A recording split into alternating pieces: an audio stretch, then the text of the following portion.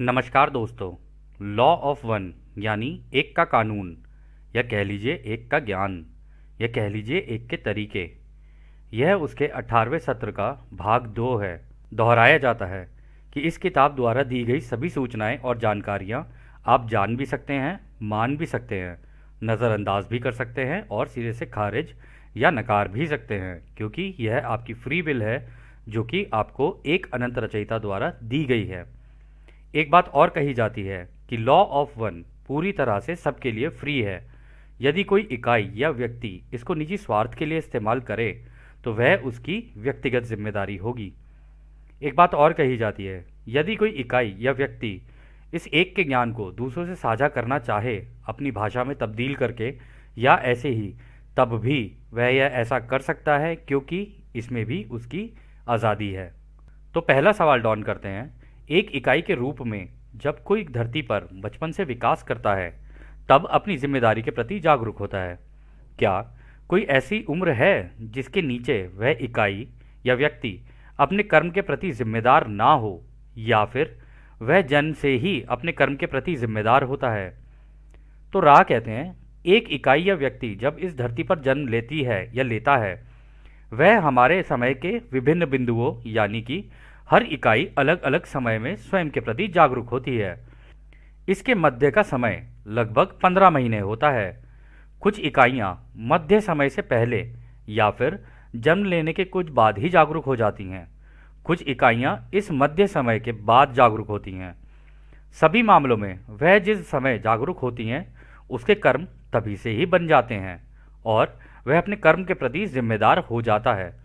यह जिम्मेदारी उस बिंदु के पीछे की ओर पूर्वव्यापी यानी रेट्रोएक्टिव हो जाती है, ताकि वह इकाई इन विकृतियों को यानी हिस्सों को समझ सके और इकाई के सीखते ही विकृतियां खत्म यानी डिसॉल्व हो जाती हैं।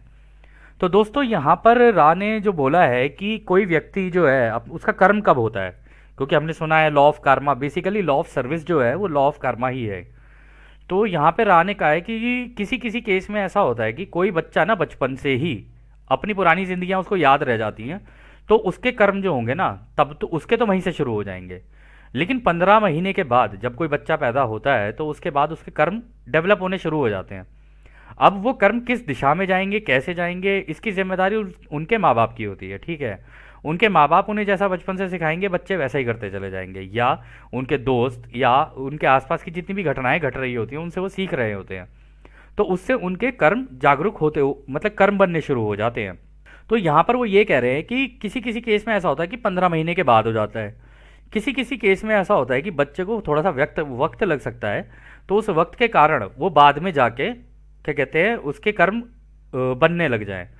लेकिन आपको याद होगा रा ने एक जगह पर कहा था, उन्होंने कहा था कि कर्म का जन्म कब होता है, जब भी आप दूसरों के प्रति प्रेम से कार्य ना करो तो आपका कर्म डेवलप हो जाएगा, मतलब कर्म बन जाएगा तब। तो इसमें भी उन्होंने ये कहा है कि ये अपने आप ही होता चला जाता है, और जैसे जैसे एक व्यक्ति को अपने कर्म समझ में आने शुरू हो जाते हैं ना, तो वो सीखते सीखते सीखते सीखते मतलब जितने उसने कर लिए, चलो ठीक है कोई नहीं, अब अच्छे किए बुरे किए नहीं पता था, अब ये पता चल गया हाँ लॉ ऑफ कर्मा इस तरीके से काम करती है। वो अपनी डायरेक्शन चेंज करता है, उनको कम करने की कोशिश करता है। तो जैसे जैसे वो कम करता चला जाएगा ना, वो धीरे धीरे पुराने कर्म धीरे धीरे डिसॉल्व होने शुरू हो जाते हैं, मतलब खत्म होने शुरू हो जाते हैं।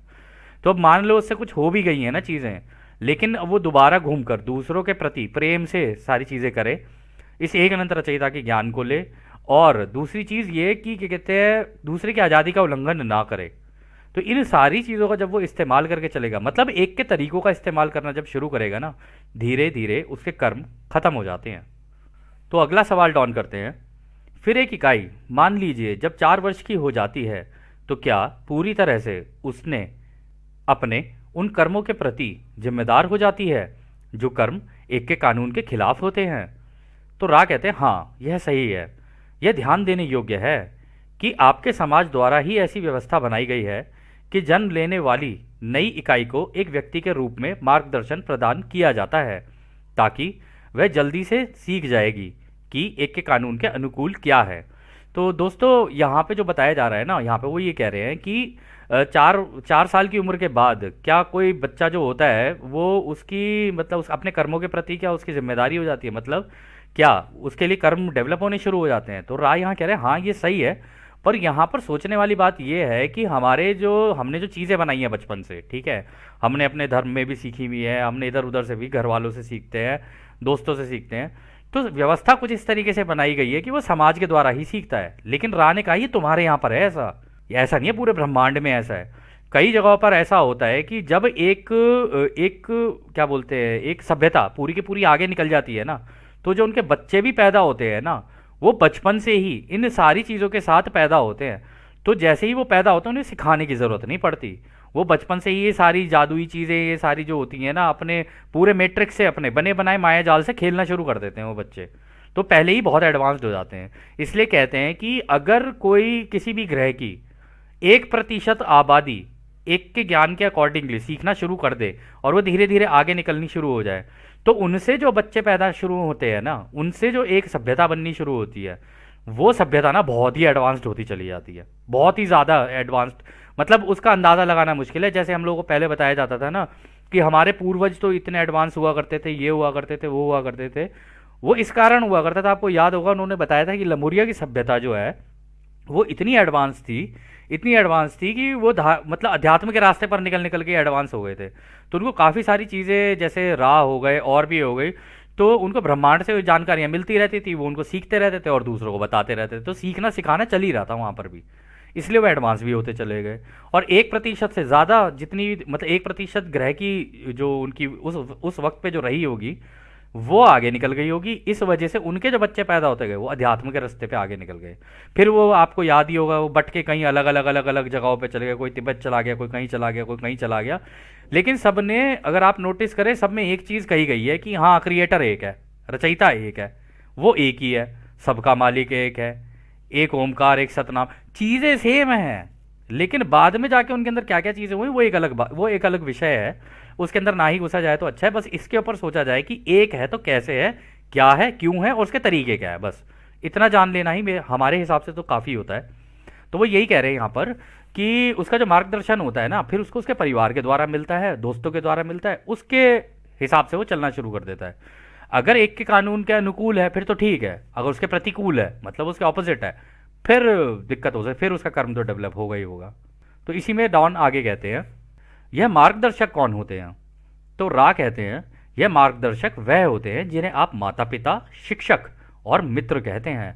तो दोस्तों यही होते हैं बचपन में हर किसी के, कोई अलग तो होते नहीं, माँ बाप होते हैं और जो उनके टीचर्स होते हैं वो, और जो मित्र होते हैं, अब टीचर्स कहीं के भी हो सकते हैं, गुरुकुल हुआ करते थे, हर जगह पे अलग अलग हुआ करते हैं, आज भी होते हैं, ठीक है ना। आप तिब्बत में चले जाएंगे, वहाँ पे मोनेस्ट्रीज होती हैं, लोग वहाँ सीखते हैं, हर जगह पर अलग अलग होते हैं, लेकिन काफ़ी हद तक चीज़ें एक के ज्ञान से मिलती जुलती ही होती हैं, ठीक है ना।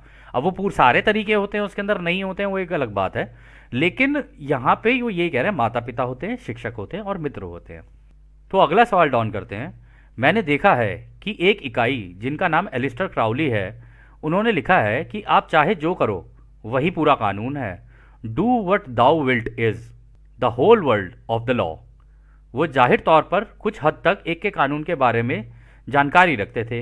ये इकाई अब कहाँ है? तो यहाँ पर एलिस्टर क्राउली की बात हो रही है, तो एलिस्टर क्राउली के बारे में अभी देखते हैं रा का क्या कहना है। तो रा कहते हैं यह इकाई अभी आपके इनर प्लेन्स में है, उसकी अभी हीलिंग चल रही है। तो इनर प्लेन्स हो गए, मतलब लोअर एस्ट्रल इनर प्लेन्स हो गए, वहाँ पे अभी ये है और यहाँ वहाँ पे उनकी हीलिंग चल रही है, मतलब आत्मा की जो हीलिंग होती है वो चल रही है। तो अगला सवाल डाउन करते हैं, यह इकाई या व्यक्ति जिन्हें दिमागी तौर पर एक के कानून का ज्ञान था, क्या उन्होंने इसका कोई गलत इस्तेमाल किया जिसके कारण उनकी हीलिंग की प्रक्रिया चल रही है? तो रा कहते हैं यह इकाई हर चीज़ों की वास्तविक प्रकृति के साथ अधिक उत्तेजित, ओवर स्टिमुलेटेड था।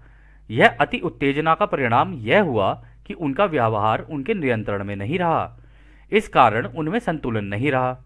उन्होंने संतुलन बनाने की काफ़ी कोशिश की, जैसा कि हमने विभिन्न चक्रों के बारे में बताया है, जो लाल रे से यानी मूलाधार से शुरू होती है और ऊपर की ओर जाती है। उनके यह चक्र अत्यधिक प्रभावित हो गए और उन्होंने अपने आप को लोगों से अलग कर लिया था। वह इकाई सकारात्मक थी, हालांकि उनका पूरा जीवन कठिन रहा, क्योंकि वह अपनी इच्छाओं का समन्वय करने, सिंथेसाइज तथा सामंजस्य स्थापित करने, हार्मोनाइज करने में असमर्थ रहे तथा वे दूसरों के साथ अपनी करुणा को साझा नहीं कर सके। इस कारण यह इकाई काफी अस्वस्थ हो गई तथा आध्यात्मिक तरीके से कहें तो उनके अंदर दुख, दर्द, तकलीफ होने लगी। उनके चक्र में जगह जगह ब्लॉकेज होने लगी। इस वजह से ही उनकी हीलिंग चल रही है, ताकि उस इकाई का अपना अनुभव को देखने का नजरिया बदल जाए। तो दोस्तों यहाँ पे हुआ क्या कि वो हो तो गए, सीख तो लिया एलिस्टर क्राउली ने कि हाँ अपने चक्रों को कैसे एक्टिवेट किया जाता है, किस तरीके से उन्हें खोला जाता है, लेकिन अति उत्तेजना में, क्योंकि होता क्या है ना कि जब ये चक्र खुलने लग जाते हैं ना तो एक इंसान के अंदर ऊर्जा बहुत ज़्यादा आ जाती है। अब ऊर्जा अगर आपके अंदर ज़्यादा आ गई और आपसे नियंत्रण नहीं हुई, मतलब हो सकता है कि आप खुश हो जाओ, बहुत ज़्यादा वो हो जाओ और आप दूसरों के साथ खुशी को ज़रूरत से ज़्यादा इजहार करने लग जाओ। अब आप तो इजहार कर रहे हो, सामने वाले का वो लेवल है नहीं, ठीक है। आपने ज़रूरत से ज़्यादा इजहार करना शुरू किया तो वो समझ नहीं पाएगा और उस वजह से आपको धक्का लगना शुरू होगा, लोग आपको नकारना शुरू कर देंगे। तो इसी वजह से वो कह रहे हैं उसके अंदर संतुलन भी नहीं रहा। और उसके जो नीचे के वो थे ना, जो क्या कहते हैं चक्र थे, जैसे कि रेड रे, ऑरेंज रे, येलो रे, इनके अंदर ज़्यादा एक्टिवेशन हो गई, मतलब एक बैलेंस नहीं हुआ, एक्टिवेशन ज़्यादा हो गई। और इस वजह से उन्होंने क्या किया, इस एक्टिवेशन के चलते वो उत्तेजित ज़्यादा हो गए और उत्तेजित होने की वजह से उन्होंने अपने आप को दूसरों से अलग कर लिया। जबकि लॉ ऑफ लव ये कहती है कि आप इस लव को सीखो, दूसरों के साथ रहो, प्रेम प्यार से रहो, ज़रूरत से ज़्यादा भी उनकी लाइफ में इंटरफेयर मत करो, ज़रूरत से ज़्यादा भी उनके साथ घुलो मिलो मत, ठीक है। एक अपना एक संतुलन बना के चलो। तो यही हुआ उनके साथ, वो संतुलन बनानी। अब संतुलन बनानी तो अकेले कोने में बैठा इंसान यही सोचेगा कि यार मेरे को तो सब कुछ पता चल गया, प्रेम इतनी अच्छी चीज़ है, ये है वो है, परंतु मैं दूसरों को नहीं समझा पा रहा हूँ। अब जब मैं दूसरों से बात नहीं कर पा रहा हूँ उसके बारे में, तो अंदर दुख, दर्द, तकलीफ, ये सारी चीज़ें शुरू हो गई। और इस वजह से जाना था आध्यात्मिक रास्ते पर आगे, लेकिन चक्रों के अंदर ब्लॉकेज हो गई, यानी गांठें लगनी शुरू हो गई। अब जब गांठें लगनी शुरू हुई तो दुख हो गया, उनको दुख हो गया, तो वो होते होते होते उन्होंने अपना शरीर त्याग दिया। शरीर त्याग दिया तो उसके बाद उनकी क्या कहते हैं जो आत्मा थी उसकी हीलिंग होने लगी। हीलिंग की तो उनको ये बताया गया हीलिंग के बाद कि भाई ये जो नज़रिया था ना तुम्हारा देखने का, ये थोड़ा ठीक नहीं था, यहाँ पे थोड़ी सी तुम्हारी सी अनुभव लेने में दिक्कत हो गई है। तो अगला सवाल डॉन करते हैं। कल आपने कहा था कि माफ़ी मांगने से ही कर्मों को हम मिटा सकते हैं। मेरा मानना यह है कि कर्म को पूरी तरह से खत्म करने के लिए हमें माफ़ी को संतुलित करना होगा, यानी कि हमें दूसरों के साथ खुद को भी माफ़ करना होता है। क्या यह सही है? तो रा कहते हैं हाँ यह सही है। हम इसे समझाने के लिए थोड़ा और इस बारे में बताना चाहते हैं ताकि यह समझ थोड़ा और स्पष्ट हो सके। दूसरों को माफ़ करना स्वयं को माफ़ करना है। यह समझदारी स्वयं की और दूसरों की सचेत स्तर यानी कॉन्शियस लेवल पर पूरे माफ़ी मांगने पर जोर देती है, क्योंकि वह एक है। यानी कि आपको सचेत रूप से दूसरों के साथ स्वयं को भी माफ़ करना होता है। स्वयं को माफ़ किए बगैर यह माफ़ी पूरी हो ही नहीं सकती। तो दोस्तों यही होता है। आपने कभी कभी दोस्तों सुना होगा कि कुछ लोग कहते हैं कि अरे मैंने ये एक ऐसा कर्म कर दिया कि अब मैं अपने आप को खुद को भी नहीं माफ़ कर पाऊंगा, ठीक है। अब उस वजह से होता क्या है कि वो व्यक्ति दूसरों को भी माफ़ नहीं कर पाता और खुद को भी नहीं माफ़ कर पाता। या तो अपने को कर देगा या दूसरे को नहीं करेगा, दूसरे को कर देगा तो अपने को नहीं करेगा। जब भी माफ़ी होती है ना, दोनों जगह से ही होती है। तो जैसे कि आपने कई लोगों को देखा होगा, ओ सॉरी सॉरी, हम सो सॉरी सॉरी, हम सो सॉरी सॉरी कर रहे हो, उस सिचुएशन को उसी टाइम पर एनालाइज करना चाहिए कि अच्छा मेरे से गलती हुई, ठीक है, हो सकता है मैंने उसके पैर पे पैर रख दिया हो सकता है मुझे धक्का लग गया हो या कुछ हो गया हो। अब ये सारी चीज़ें हो तो गई हैं, मैंने सॉरी सॉरी भी बोल दिया है, लेकिन सामने वाला हो सकता है गुस्सा हो जाए। तो गुस्सा हो जाए तब भी वहाँ से हो सकता है आप निकल जाओ, लेकिन तब भी उसके गुस्से के लिए उसको माफ़ करना कि इसको नहीं पता है कि मुझसे गलती हुई है, इसको लगा शायद मैंने जानबूझ के किया है। इसके लिए हो सकता है यहाँ पे लॉ ऑफ कन्फ्यूजन हो, कन्फ्यूजन उसकी आज़ादी का उल्लंघन उसको लग रहा हो, इस वजह से उसको ऐसा लगता है। तो तब भी उसको भी माफ़ करो और खुद को भी माफ़ करो और आगे निरंतर चलते रहो। माफ़ी दो, माफ़ी लो, मतलब खुद को माफ़ करो और निरंतर आगे बढ़ते रहो, रुकना नहीं होता है। तो अगला सवाल डॉन करते हैं। धन्यवाद, मेरे सोचने के तरीके का यह सबसे महत्वपूर्ण बिंदु है। आपने बताया था कि कई सारे महासंघ हैं, क्या सभी एक ही तरीके से रचयिता की सेवा करते हैं? यह कुछ विशेष प्रकार की सेवा में विशेषज्ञ स्पेशलाइज भी हैं? तो मतलब यहाँ पे डॉन ये पूछ रहे हैं क्या सारे ही महासंघ एक तरीके का ही काम करते हैं या सब अलग अलग तरीके के हैं? तो रा कहते हैं सभी एक रचयिता की ही सेवा करते हैं, सेवा करने के लिए और कुछ नहीं है, रचयिता ही सब कुछ है, रचयिता की सेवा ना करना असंभव है। बस इस सेवा के अलग अलग प्रकार होते हैं, जैसे कि महासंघ में है जो आपके लोगों के साथ कार्य करते हैं। प्रत्येक महासंघ कुछ विशेष व्यक्तियों का समूह होता है, जिसमें से प्रत्येक वो कर रहा है जिसे वो मैनिफेस्टेशन में लाने के लिए व्यक्त करता है, यानी एक्सप्रेस करता है। तो दोस्तों ऐसा नहीं है महासंघ में कि सारे एक जैसा काम करते हैं। इनमें कई होते हैं जो योद्धा भी होते हैं। योद्धा मतलब वास्तविकता में योद्धा होते हैं। उनके शरीर भी रोशनी के होते हैं, उनकी छाती पे रोशनी की शील्ड लगी होती है। मतलब यदि आपकी आँख के सामने आ जाए ना, और हमारे तो खैर हम सब के कुछ कुछ अनुभव हुए हैं तो हमें पता है, थोड़ा सा अनुभव के कहने पे ही कह रहे हैं। छाती पे शील्ड लगी होती है रोशनी की, और वो जो रोशनी की शील्ड होती है ना, यदि आपके पास आ जाए तो आपकी आंखों से आंसू निकलने शुरू हो जाएंगे, क्योंकि इतना प्यार होता है, इतना प्यार होता है। वो ऐसा प्यार होता है कि जैसे मान लो एक छोटा बच्चा, उसे कोई डराने की कोशिश कर रहा हो और वो अपनी माँ की उसमें ओट में चला जाए। अब वो माँ की ओट में चला जाएगा तो रोएगा ही वहां पे बैठ के, क्योंकि माँ उसे प्रेम कर रही होती है। तो बिल्कुल उस तरीके का प्रेम झलकता है इनके अंदर से। परंतु केवल ये नहीं है, योद्धा हो गए। कई ऐसे होते हैं जिनको, एक ऐसी रेस भी है जिनको बोलते हैं मास्टर हीलर रेस। वो ऐसे होते हैं कि वो आपको टच करेंगे तो आपकी क्या कहते हैं आत्मा को पूरा ठीक कर देंगे, आपके पूरे शरीर को ठीक कर देंगे। यदि आपकी आत्मा के अंदर भी कहीं गांठ लगी हुई है तो आपको सुला देंगे, आपकी आत्मा को बाहर निकाल लेंगे, उसके अंदर की जहां जहां कमियां होगी ना उनको ठीक करके फिर दोबारा वो आत्मा को वापस शरीर के अंदर किया, ताकि आप दोबारा स्वस्थ हो जाओ। ऐसे ऐसे लेवल की, इतनी एडवांस लेवल की सिविलाइजेशन है ये, मतलब जो सभ्यताएं हैं। कई इसके अंदर ऐसे हैं जो कि ग्रहों की रक्षा करते हैं। मतलब ग्रहों की रक्षा मतलब जैसे हमारे आक्षिक रिकॉर्ड हो गए, उनका ध्यान रखना। हमारे अनुभव चल रहे हैं, हमारे अनुभवों में कहीं कोई दिक्कत तो नहीं आ रही, उसका ध्यान रखना। कहीं हम रुक तो नहीं रहे हैं, उसका ध्यान रखना। सबके अलग अलग काम हैं। कहीं कहीं पे ऐसा भी होता है कि ग्रह को दिक्कत ही हो रही है, पूरे ग्रह को ही दिक्कत हो गई, मतलब लोग नहीं, ग्रह को ही दिक्कत हो गई। तो उस ग्रह के अंदर जाके कि उसके अंदर कहाँ दिक्कत हो रही है, वहां जाके उस ग्रह के अंदर वो चीज़ ठीक कर देना, ताकि वो ग्रह भी अपने अनुभव आगे आगे लेकर चलता रहे। तो ये बहुत ही ज़्यादा एडवांस लेवल की चीज़ है ये। जब आएंगे तो आप खुद ही देख लेना, क्योंकि बोल तो दिया है राने। परिस्थितियाँ कैसी भी हों दोस्त, हमने वादा किया है आएंगे तो आएंगे। हम तो अनंत रचयिता की हाँ का वेट कर रहे हैं।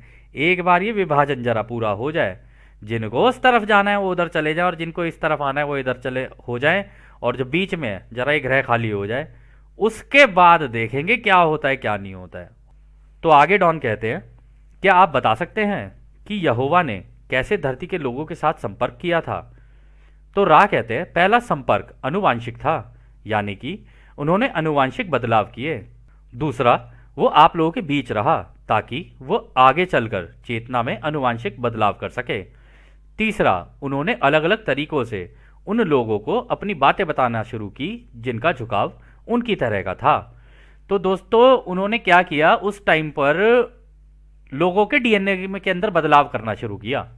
मतलब अब डीएनए जैसा था उसको चेंज कर दिया, ठीक है। फिर डीएनए चेंज करने के बाद उनकी चेतना, यानी उनकी सोच कैसी थी, उनकी सोच में बदलाव करना शुरू किया। यानी उनको इस तरीके की नॉलेज और इन तरीके की चीज़ें देनी शुरू की ताकि उनकी सोच में बदलाव आए।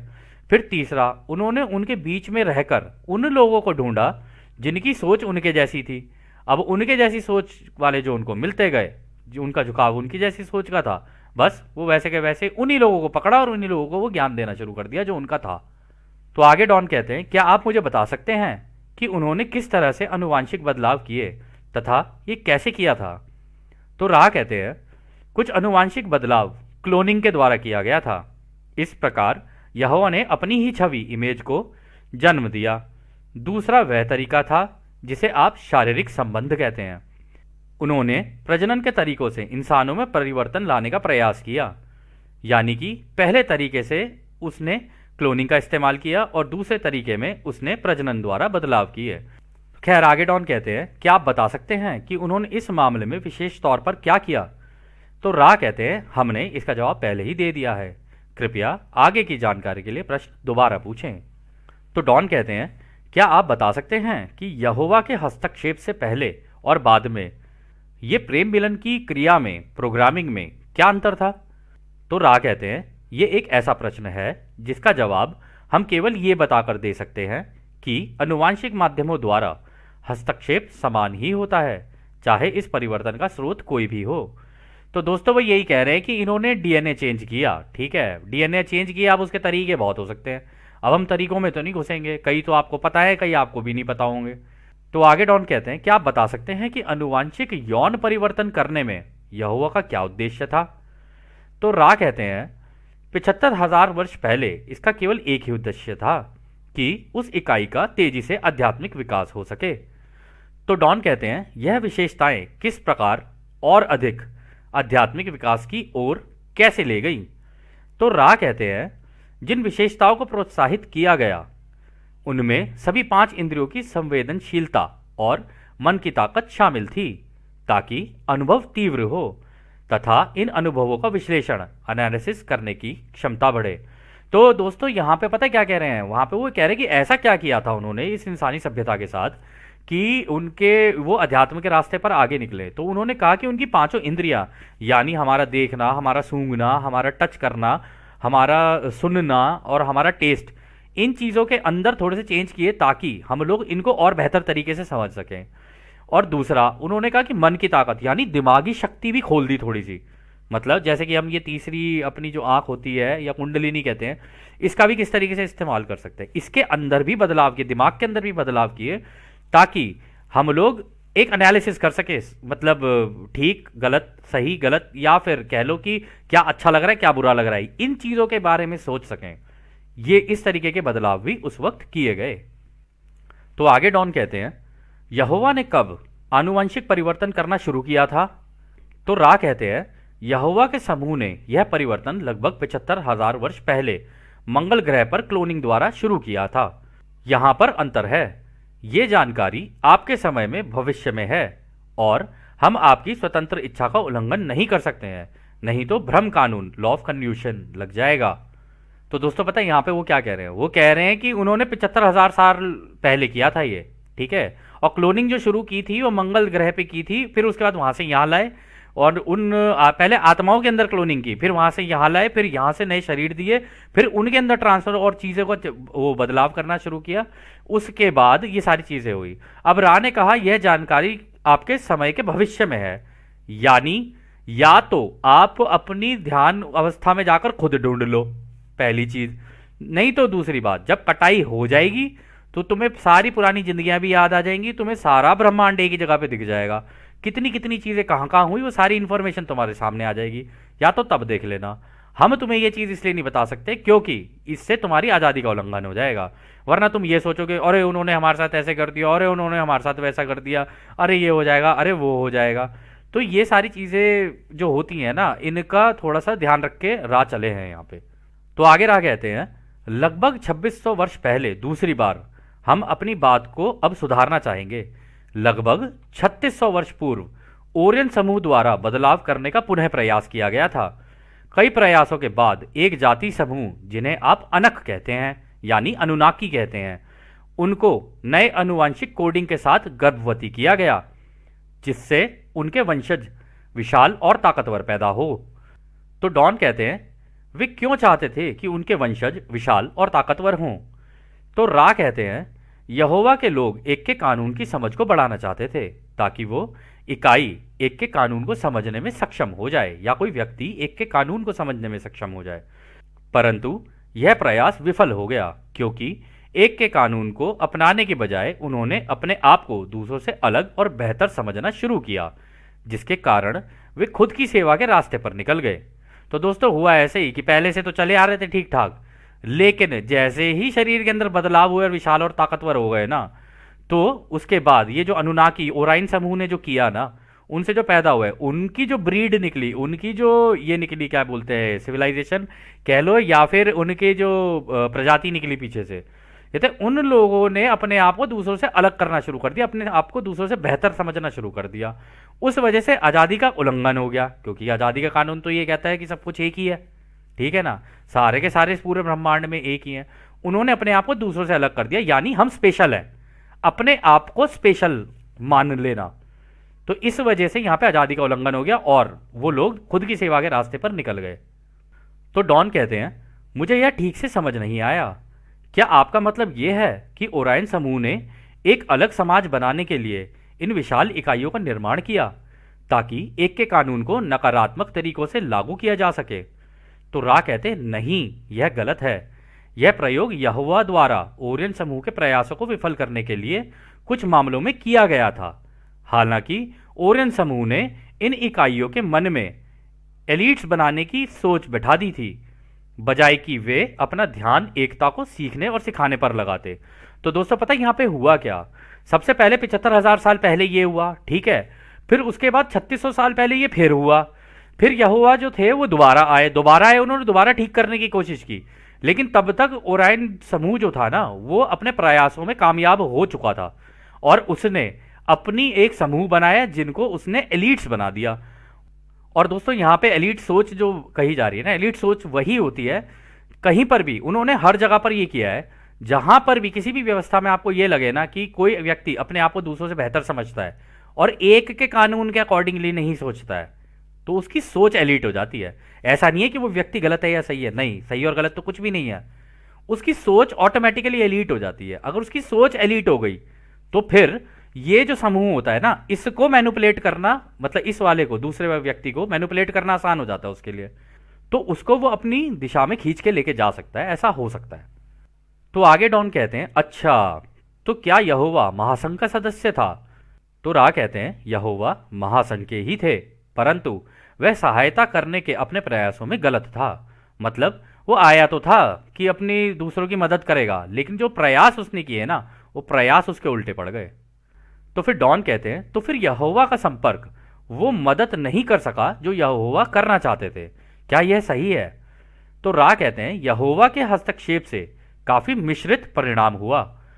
जहां इकाई एकता की तरफ जा रही थी वहां यहोवा के हेरफेर काफी उपयोगी थे, लेकिन कुछ भी करने की उनकी आजादी की वजह से ओरियन समूह द्वारा उनकी सोच को कम सकारात्मक दिशा में भटकाया गया और इस वजह से पहली बार आपके ग्रह की चेतना पर गंभीर दखलंदाजी किया गया था। तो दोस्तों हुआ क्या, यहोवा भी कर रहे थे, इन्होंने यहोवा को भी मैनिपुलेट कर दिया। आए तो वो भी उन्हीं का वो काम करने आए थे, रचयिता का। और क्योंकि अपनी इस ग्रह पे आने के बाद हर व्यक्ति अपनी पुरानी जिंदगी भूल जाता है, अब पुरानी जिंदगी भूला तो ये ओरियन समूह उनको भी मैनिपुलेट करने में कामयाब हो गया। उनको लगा कि मैं ठीक कर रहा हूं, ऐसा नहीं है कि वो कुछ गलत कर रहे थे, वो ठीक ही कर रहे थे, लेकिन ये ओरियन समूह ने कुछ इस तरीके से उनको मैनिपुलेट किया कि देना तो वो यही सारी चीजें चाह रहे थे, सही सही जानकारी देना चाह रहे थे, लेकिन वो जानकारी जिस तरीके से दी गई ना, उससे दूसरों की आजादी का उल्लंघन हो गया। तब वो यहां पर यही कह रहे हैं ना कि तब गंभीर दखल अंदाजी हुई थी, मतलब एक ऐसा सिस्टम शुरू हो गया जो बना इस तरीके से कि दूसरों की आजादियों का उल्लंघन होना ही होना है। वहां से ये चीज बताई नहीं गई कि भाई 51% का ये भी है, इधर 95% का ये भी है, बीच में ऐसे भी है, और जो आजादी का कानून काम करता है मांग तो तुझे मिलेगा, उस तरीके से चलनी चाहिए थी ये चीजें। लेकिन हुआ उल्टा, उल्टा ये हो गया कि वो देना कुछ चाहते थे, दिया कुछ, और लोगों को एक इस तरीके की आदत हो गई कि उन्हें ऑर्डर्स लेना अच्छा लगने लगा, क्योंकि उनको लगा अरे यहाँ ये तो हमारे भले के लिए है। अब बात भले के लिए हो या कुछ भी हो तो आ गया ना आपकी आज़ादी का उल्लंघन, आपको नहीं पता चला लेकिन आपको ठीक लगा वो, लेकिन उसमें हो गई आपकी आज़ादी का उल्लंघन। अब आज़ादी का उल्लंघन हो गया तो उस केस में यहां पर गंभीर दखलंदाजी हुई चेतना के स्तर पे, यानी सबको गुलाम बनना पसंद आना शुरू हो गया। तो खैर आगे डॉन कहते हैं, क्या आप मुझे विशेष रूप से बता सकते हैं कि ओरायन समूह के द्वारा इस दखलंदाजी की वजह से क्या थी? तो रा कहते हैं, यह इस सत्र का आखिरी प्रश्न होगा। जो लोग ताकतवर और बुद्धिमान हैं वे अपने आप को दूसरों से अलग समझते हैं। जो उनसे कम बुद्धिमान और ताकतवर हैं यह दूसरों के साथ एकता की सोच को विभाजित करती है। इसका फायदा उठाकर ओरियन समूह ने होली वॉर की अवधारणा का कॉन्सेप्ट बनाया है। यह गंभीर रूप की विकृति सोच थी। इस तरह के कई युद्ध जो विनाशकारी प्रकृति के हैं, इनमें से कई सारे हुए हैं। तो दोस्तों धर्म युद्ध जिसे कहा जाता है ना, कि एक धर्म का दूसरे धर्म के खिलाफ युद्ध, इसकी वजह से हुई थी क्योंकि इन्होंने आके बीच में ये धर्म युद्ध का कॉन्सेप्ट डाल दिया था। तो वो कहते हैं उन्होंने होली वार का कॉन्सेप्ट दे दिया, यानी अपने अपने धर्म के लिए दूसरों से युद्ध करो। वहां से जैसे ही वो आया इसकी वजह से विभाजन हो गया, और जैसे ही विभाजन हुआ लोगों की सोच विभाजित हो गई, और जैसे ही सोच विभाजित हुई उसके बाद रचयिता के एक का जो कॉन्सेप्ट था उसके बिल्कुल ही विपरीत चले गए लोग। अब उस विपरीत में जाने के कारण क्या हुआ, उनकी जो ग्रेड बनी वो ग्रेड बनेगी कौन सी साइड में, 95 और 5% की साइड में। तो खैर दोस्तों, इस सत्र को हम लोग यहीं समाप्त करते हैं। और जैसा कि राह हमेशा कहते हैं, अब हम आपको उस एक अनंत रचयिता के प्रेम, उसकी रोशनी, उसकी शक्ति और उसकी शांति में छोड़कर चलते हैं। आद ने हमारे भाइयों, आद ने वासु। धन्यवाद।